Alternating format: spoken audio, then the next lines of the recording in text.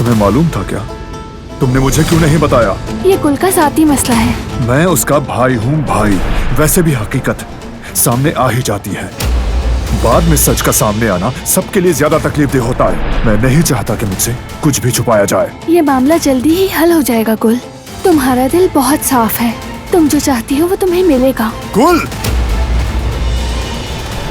माया, उसने जवाब दिया है। मुलाकात के लिए हामी भर ली है। बारान को इस बारे में नहीं बता सकती मैं। गुलशाह के मुतालिक अगर मालूमात मिल सकती है तो सिर्फ उसी से। या अल्लाह, बारान को कुछ भी पता चले बगैर मैं ये काम कर लूं। कहाँ जा रही हो?